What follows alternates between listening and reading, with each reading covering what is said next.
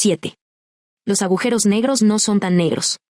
Antes de 1970, mi investigación sobre la relatividad general se había concentrado fundamentalmente en la cuestión de si ha habido o no una singularidad en el Big Bang. Sin embargo, una noche de noviembre de aquel año, justo un poco después del nacimiento de mi hija Lucy, comencé a pensar en los agujeros negros mientras me acostaba. Mi enfermedad convierte esta operación en un proceso bastante lento, de forma que tenía muchísimo tiempo. En aquella época, no existía una definición precisa de qué puntos del espacio-tiempo caen dentro de un agujero negro y cuáles caen fuera. Ya había discutido con Roger Penrose la idea de definir un agujero negro como el conjunto de sucesos desde los que no es posible escapar a una gran distancia, definición que es la generalmente aceptada en la actualidad. Esto significa que la frontera del agujero negro, el horizonte de sucesos, está formado por los caminos en el espacio-tiempo de los rayos de luz que justamente no consiguen escapar del agujero negro y que se mueven eternamente sobre esa frontera. Figura 7.1. Es algo parecido a correr huyendo de la policía y conseguir mantenerse por delante, pero no ser capaz de escaparse sin dejar rastro. Figura 7.1.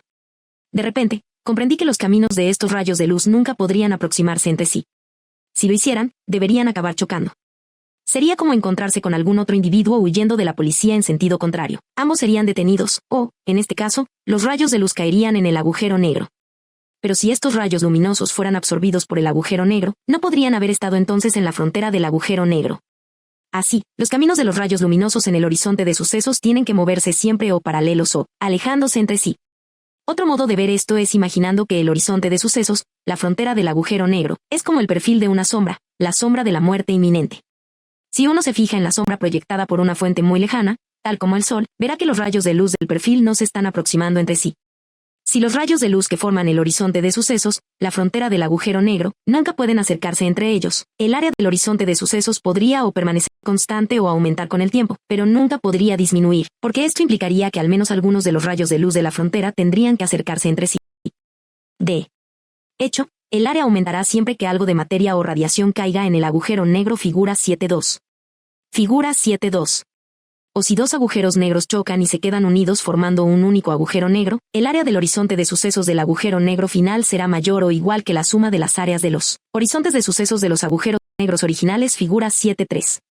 Esta propiedad de no disminución del área del horizonte de sucesos produce una restricción importante de los comportamientos posibles de los agujeros negros.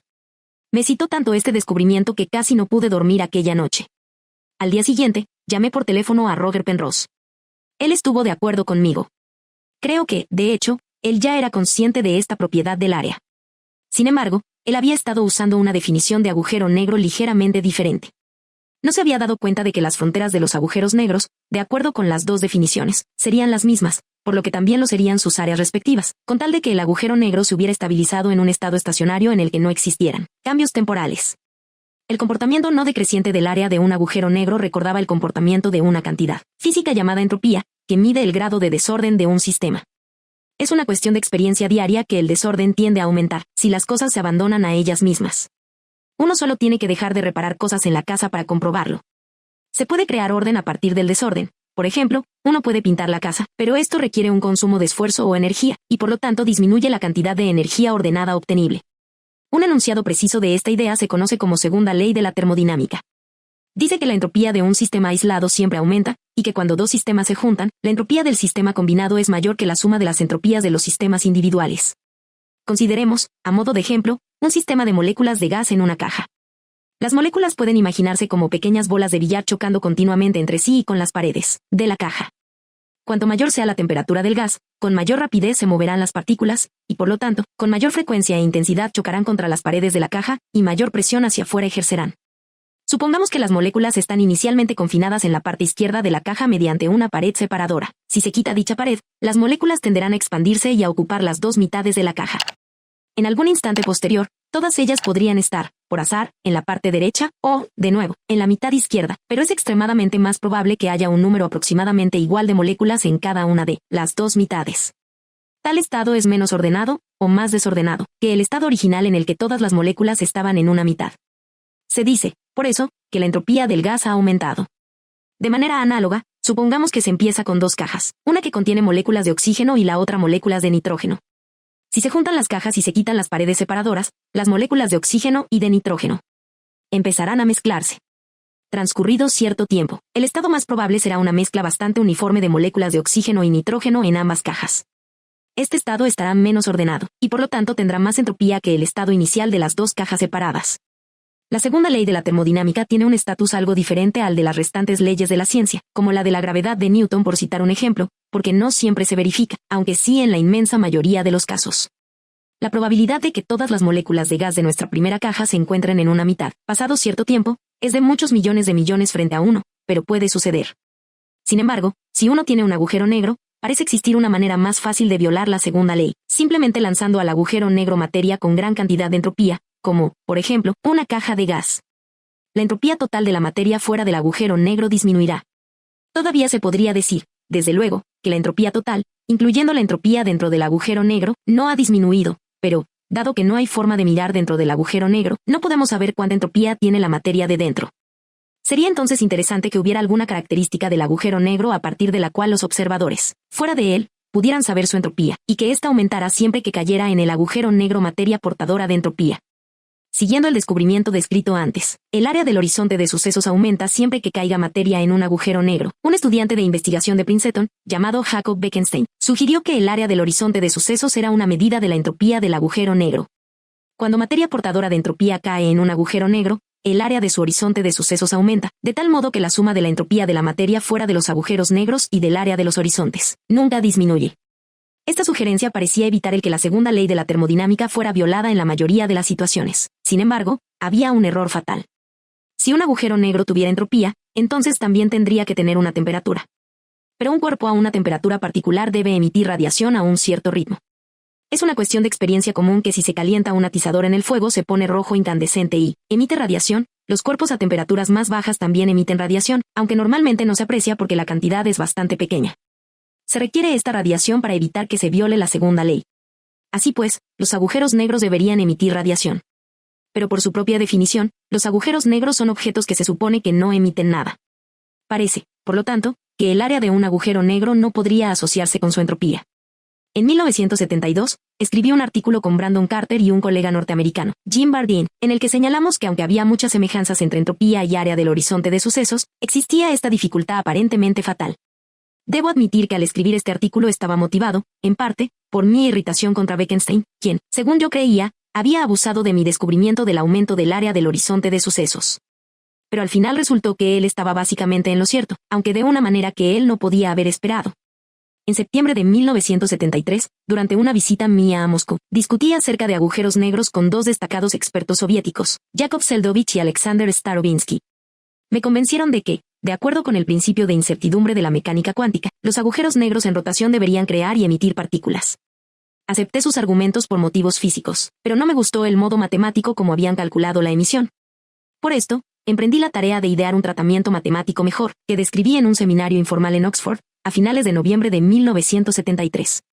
En aquel momento, aún no había realizado los cálculos para encontrar cuánto se emitiría realmente. Esperaba descubrir exactamente la radiación que Seldovich y Starobinsky habían predicho para los agujeros negros en rotación. Sin embargo, cuando hice el cálculo, encontré, para mi sorpresa y enfado, que incluso los agujeros negros sin rotación deberían crear partículas a un ritmo estacionario. Al principio pensé que esta emisión indicaba que una de las aproximaciones que había usado no era válida. Tenía miedo de que si Bekenstein se enteraba de esto, lo usara como un nuevo argumento para apoyar su idea acerca de la entropía de los agujeros negros, que aún no me gustaba. No obstante, cuanto más pensaba en ello, más me parecía que las aproximaciones deberían de ser verdaderamente adecuadas. Pero lo que al final me convenció de que la emisión era real fue que el espectro de las partículas emitidas era exactamente el mismo que emitiría un cuerpo caliente, y que el agujero negro emitía partículas exactamente al ritmo correcto, para evitar violaciones de la segunda ley. Desde entonces los cálculos se han repetido de diversas maneras por otras personas. Todas ellas confirman que un agujero negro debería emitir partículas y radiación como si fuera un cuerpo caliente con una temperatura que solo depende de la masa del agujero negro. Cuanto mayor sea la masa, tanto menor será la temperatura. ¿Cómo es posible que un agujero negro parezca emitir partículas cuando sabemos que nada puede escapar de dentro, de su horizonte de sucesos?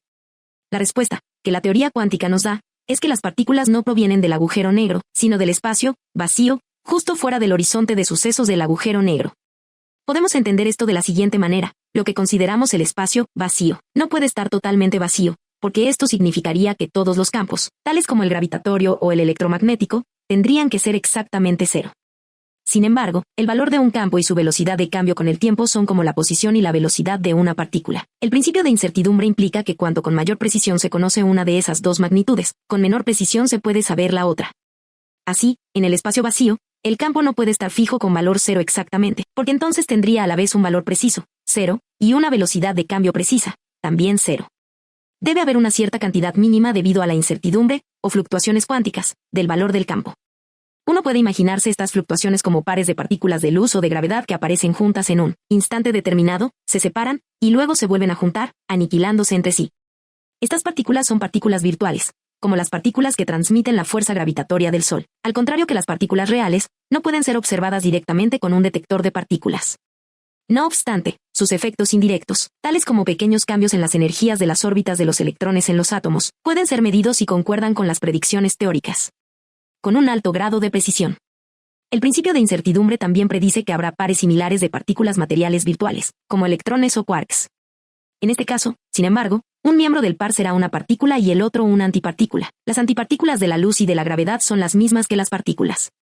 Como la energía no puede ser creada de la nada, uno de los componentes de un par partícula por antipartícula tendrá energía positiva y el otro energía negativa. El que tiene energía negativa está condenado a ser una partícula virtual de vida muy corta, porque las partículas reales siempre tienen energía positiva en situaciones normales. Debe, por lo tanto, buscar a su pareja y aniquilarse con ella. Pero una partícula real, cerca de un cuerpo masivo, tiene menos energía que si estuviera lejos, porque se necesitaría energía para alejarla en contra de la atracción gravitatoria de ese cuerpo. Normalmente, la energía de la partícula aún sigue siendo positiva, pero el campo gravitatorio dentro de un agujero negro es tan intenso que incluso una partícula real puede tener allí energía negativa. Es, por lo tanto, posible, para la partícula virtual con energía negativa, si está presente un agujero negro, caer en el agujero negro y convertirse en una partícula o antipartícula real. En este caso, ya no tiene que aniquilarse con su pareja. Su desamparado compañero puede caer a sí mismo en el agujero negro. O, al tener energía positiva, también puede escaparse de las cercanías del agujero negro como una partícula